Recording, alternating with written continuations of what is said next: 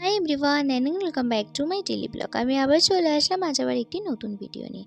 আজ তোমাদের সাথে ফাইনালি শেয়ার করতে চলেছি আমার জগদ্ধাত্রী পুজোর ভিডিও। মানে এবছর জগদ্ধাত্রী পুজোতে আমি কোথায় কোথায় গেলাম আর কী কী করলাম, চলো সেটাই তোমাদের সাথে পাট করে শেয়ার করব। তো ভিডিওটা একদম শুরু থেকে শুরু করা যাক। তো এই ভিডিওটা হচ্ছে 29শে অক্টোবর। সেদিনকে আমি চলে গিয়েছিলাম শ্যামনগর আমার বান্ধবীর বাড়িতে, কারণ ওদের সাথে আমি এবছর চন্দননগর ঠাকুর দেখতে গিয়েছি। তো যাওয়ার পথে আর কোনো ভিডিও করা হয়নি, কারণ আমি খুব টায়ার্ড ছিলাম। ওদের বাড়ি আমাদের বাড়ি থেকে অনেকটা দূর, তার জন্য তাড়াহুড়ো করে গিয়ে কোনো রকম কটা খেয়ে রেডি হয়ে বেরিয়ে গিয়েছিলাম। আমাকে খুব একটা ভালো লাগছিল না দেখতে।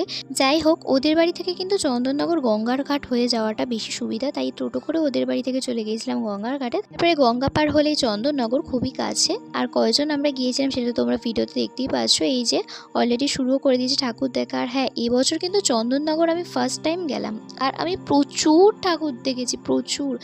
গাইস, চন্দননগরের লাইটিং ফেমাস আমি শুনেছিলাম, বাট সেখান থেকেও আমার বেশি মনে হলো যে মায়ের প্রতিমা কত বড় আর কত কিউট। প্যান্ডেলগুলো খুব সুন্দর। ফার্স্টের প্যান্ডেলটা এই যে দেখো, মায়ের প্রতিমাটা খুব সুন্দর। এটা তো কিছুই না, পরে মায়ের প্রতিমা আরও অনেক সুন্দর আছে। ফার্স্টের প্যান্ডেল এই যে হয়ে গেল। তারপরে চলে গেলাম সেকেন্ড প্যান্ডেলে, এটাও খুব সুন্দর করেছে। তোমাদের এক এক করে প্যান্ডেল দেখাবো আর মায়ের প্রতিমাও দেখাবো। আমার সাথে কিন্তু তোমাদেরকে থাকতে হবে। আর এই ভিডিও কিন্তু অনেক বড়, তাই তোমাদের সাথে পাট করে শেয়ার করব। তো এই যে আরও একটা প্যান্ডেলে চলে গেলাম, এটা করেছিল রথ। আর এই যে জগন্নাথ বসে আছে। আর এখানকার মায়ের প্রতিমাটাও অনেকটা বড় ছিল আর খুবই সুন্দর ছিল, ভেতরটাও খুব সুন্দর ছিল। ভিডিও ফটো করার জন্য তো খুবই সুন্দর।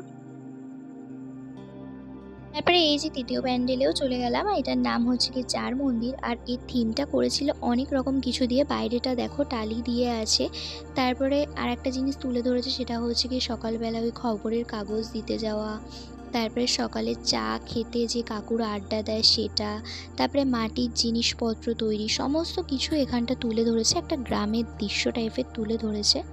এই যে দেখো কতটা সুন্দর, আমার তো মানে মনে হচ্ছিল আমি গ্রামেই পৌঁছে গেছি। আর এর ভেতরটা দেখে তো পুরো অরিজিনাল মনে হচ্ছিল আমার। তারপরে এই যে দেখো কত মাটির মূর্তি এখানটায় ছিল, খুবই ভালো লাগছিল। আর মায়ের প্রতিমাটাও এখানটা খুব সুন্দর, অনেক বড়। তারপরে এই যে চলে গেলাম চতুর্থ ঠাকুর দেখার জন্য। আর এই প্যান্ডেলটার ভেতরটা খুব একটা বড় ছিল না, বাট বাইরেটা খুব সুন্দর করেছিল আর থিমটাও খুব ভালো ছিল। আর এতক্ষণ যতগুলো ঠাকুর দেখলাম ততগুলো থেকে এই মায়ের প্রতিমাটা সব থেকে বড় ছিল। তারপরে এই যে ফুচকা খেতে আমরা দাঁড়িয়ে গেলাম। তারপরে ফুচকাকে আবার ঠাকুর দেখা স্টার্ট করে দিলাম। আর চন্দননগরে এবছর যতগুলো ঠাকুর দেখেছি, আমার এই মায়ের প্রতিমাটা পুরো কিউট লেগেছে। তো এই ছিল আজকে ছোট্ট একটা ভিডিও। চন্দননগরের বাকি ভিডিও তোমাদের সাথে অন্য একটা পার্টে শেয়ার করব, কারণ এই পার্টে শেয়ার করতে গেলে অনেক বড় হয়ে যাবে ভিডিও। আজ তাহলে আসি, ততক্ষণের জন্য সবাইকে টাটা।